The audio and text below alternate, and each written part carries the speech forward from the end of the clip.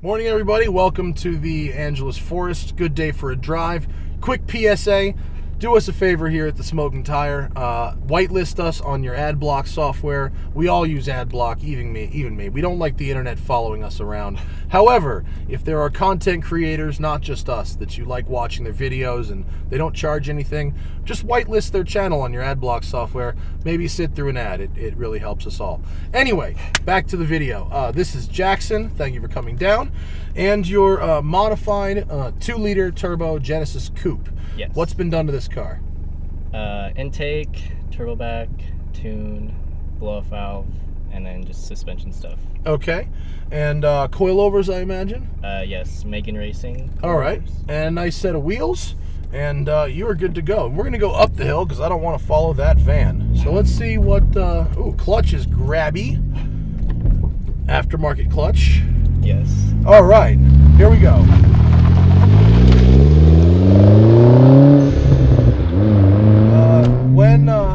When I drove these things, oh, there we go. All right, get used to that one. When I drove this car new, it frankly wasn't that good. It was slow, but the tuning, I've been told, wakes them up. Yes, it woke it up a lot. And yes, it does. Blow-off valve noise apparent. Ah, that sounds good. So what year is this? Like a 10? Yeah, 2010. Okay, so first generation car.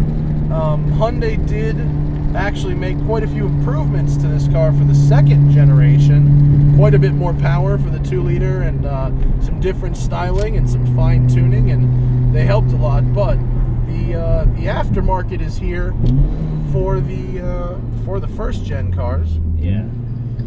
I don't really like look at that. the It's rev hang. It's got the rev hang. The Veloster Turbo we drove recently had the same exact rev hang, and we're going to work our way around that by getting completely off the gas before shifting. Ah, that's easier. Yeah, slow down that shift. How much power are we looking at here, you think? Around 240, I'm guessing. 240 wheel? That sounds... yeah, that sounds about right to me.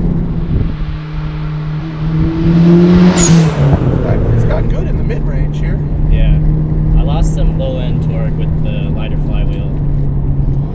So I used to be able to cruise around town in like 5th gear. Uh-huh. But now I have to go into 4th because it sounds like my car is gonna like crumble to pieces. Really? Yeah. A lot of people, if you want your engine to rev faster, they just go, oh, get a lighter flywheel. But changing the flywheel does sometimes change some unexpected things in the car, doesn't it? Yeah. Such as your loss of torque. And the very annoying chatter. Yeah. Oh, I think your traction control kicked in a little there.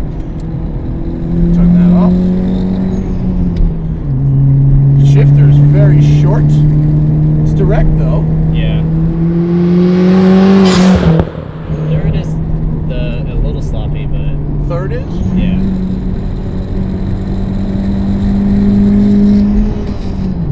Man, that rev hang. These Hyundai engines, someone needs to explain to them. I don't know. I would say that it was your tune, except they do it when they're stock too. Yeah. There's emissions and the drive-by wire. I wonder if there's a really proper workaround for that, and by the time this video airs, we'll have seen the Veloster Turbo video that did it, and so maybe someone will have suggested a solution. But this thing's nice. It's got good balance. What did you say it weighs? Like 3,400 pounds, I think. It's not bad. I would guess, if I had to guess, I'd guess a little lighter, but the balance is good. Yeah. Steering is pretty direct. Not a ton of feel. Is it electric power steering? I think it is. Yeah. Yeah. It's not a super amount of feel, but it is direct and it goes where you point it. Yeah. Are your wheels the standard size wheels or are they upsized? Yeah, for the R-spec, they come with 19s. Uh-huh. And so these are 19s. Yeah, then. these are 19s. But are they wider than stock as well, or are they just standard width? I don't know. I have the same tire width, but Okay, so if it's the same tire width, then it's as close as makes no difference. yeah. Yeah. Because these wheels came on the car grip's pretty good. Yeah. It's talking to me. I can feel what's happening with the car for sure. I would hope the grip would be good since I got the tires yesterday. Yeah, we'll scrub them in a little bit. Whee! Oh, there it is. Fat man on the outside of high G corner. This thing feels like if there was a new Silvia or a new 240, right? 4-cylinder turbo, rear drive, good balance. It's a little heavier than the 240, but it also has some more creature comforts. And I do like your tablet gauge there. Yeah, it's very It's convenient. handy. Yeah, because the coolant gauge, when it gets to its normal range, it's only at 150 degrees, and the normal operating temperature is like 180. Yeah, it's so interesting what happens, and it's not just your car that does this. I've been told there's quite a few cars out there where that gauge doesn't move at all until it's like super death hot. Yeah. And if you really want an accurate temperature reading, your only real choice is to have an aftermarket gauge. Yeah. Well, I can certainly feel the bumps in the road through my bum. Have you had these coilovers like fine-tuned? I took them to a suspension shop to have them just reset everything because the previous Reset to factory settings? Yeah, just because the previous owner had them just completely stiff in the back. The person that fine-tunes a suspension is ultimately the person that will determine how the car handles, and Yeah. with these adjustable coilovers, that famous Colin Chapman line, you make the suspension adjustable and they'll adjust it wrong. Yeah. That is one of the truest statements that is out there. There's several specialists in LA that I don't necessarily need to plug again, but you go down there and you tell them, what kind of driving you want to do, and they'll do a corner balance with you in the car, and they'll really dial everything in to your liking. Yeah. And it can make a big difference. Like they're stiff for the little stuff. I feel the little bumps, but then it handles the big ones pretty well. Yeah. And I feel like you just a little. There it is. But you can probably have them adjusted so they will be absolutely perfect for you, and it's not very expensive. Yeah. $100, $200 maybe. Because it's a little bouncy, and I feel like that can be dialed out. You could probably smooth your ride without sacrificing any handling. Yeah. This car's pretty fun though. It's a lot better than the stock one. Yeah, stock was definitely not as fun. It's got a nice shove from the turbo. Yeah. And who doesn't love a blow-off sound? Everyone loves a blow-off sound. Yeah. Especially with the HKS ones. Have you done the duck call one? Have you seen that video?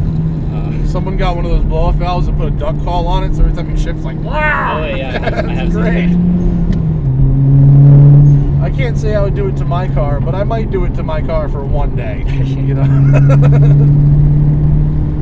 It's a good momentum car. It handles well. You don't have to scrub too much speed. Yeah. And this came with Brembos from the factory, right? Yeah, it came with Brembos, but it didn't come with like that good of pads. Okay. So they're just like pretty basic pads. So these are the standard pads that are on here? Yeah, well actually these are the ones from like AutoZone. Oh, okay. Well, the brakes are holding up. Yeah. They're good. Oh, cyclist. It's important not to murder cyclists. Especially, I'm looking, we're clear. Don't murder cyclists in the canyons. That's just my advice for you. Smoking Tire drinking game, mentioning murdering cyclists. That'd have a shot there. I like the way it pulls out of a corner. Yeah. Do these things come with limited slip and LSD in it? Yes. Yeah, it's the way the back end gets out of that corner. It's nice. Yeah. It sounds pretty good too. Yeah, I like it. It's nice. It's not. It doesn't drone. Yeah, not at all for being just a straight pipe with. It just has a resonator. Is that it? Yeah. It's not crazy loud, but it's got a nice little tuner sound to it. Yeah. things are good platforms. You know, they have the basics: rear-wheel drive, limited slip, Brembo brakes, reasonably lightweight. Yeah. It's a good place to start a daily driven kind of tuner build. And you've seen them, you know, all the way up to Psycho Death Bisimoto, you know, 1,000 horsepower. The twin turbo 6 he's got, I think it's 900 wheel or some insane number. It's completely not drivable. No, and your temperatures are looking good right now. I mean, we're running the engine at fairly high RPM and on power, on boost, and temps looking good. Oh wow, they are. It is, right? 186. That's good. Nice and cool. So, are there any? What would you say, if any, are the downsides to this car, other than the rev hang? That was the first thing I was gonna say. The rev hang and then the clutch chatter is pretty annoying sometimes. Do you think that it really needs that clutch? Can it handle 240 horsepower on the stock clutch? It's a hit and miss. Like, some people can go higher with the stock clutch. Some people, their stock clutch goes with just basic bolt-ons. But yeah, mine was slipping in 4th, 5th, and 6th. Oh well, okay. So you needed something. Yeah. And you don't think that was just the owner beating the crap out of it before you? You think that's the power that necessitated that? Yeah. People just basically say just to get a better clutch. Okay. Look at that. Hang those revs. It's just hanging. It's like cruise control, except when you don't want it. I don't even have cruise control.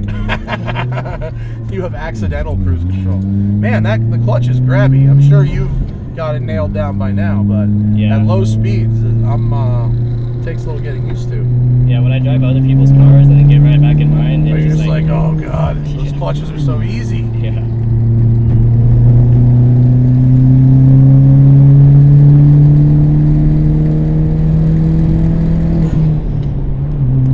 I like this thing now. I didn't like them stock. This thing was cool though.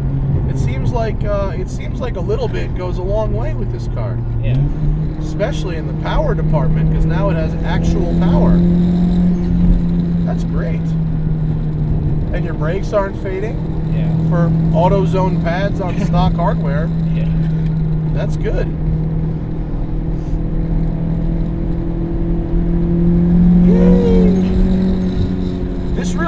This really is like a newer 240. The similarities are fairly apparent. It's, you know, lightish, rear-wheel drive, LSD, turbo. It's got all the elements. And so if you are looking for a 240 without actually wanting a 240, and think of all kinds of reasons you wouldn't want a 240, yeah, Genesis Coupe. They're around. They can be had used for a reasonable price, right? Yeah, I got this for $10,500. Oh yeah, dude, this is easily more than 10 grand worth of car.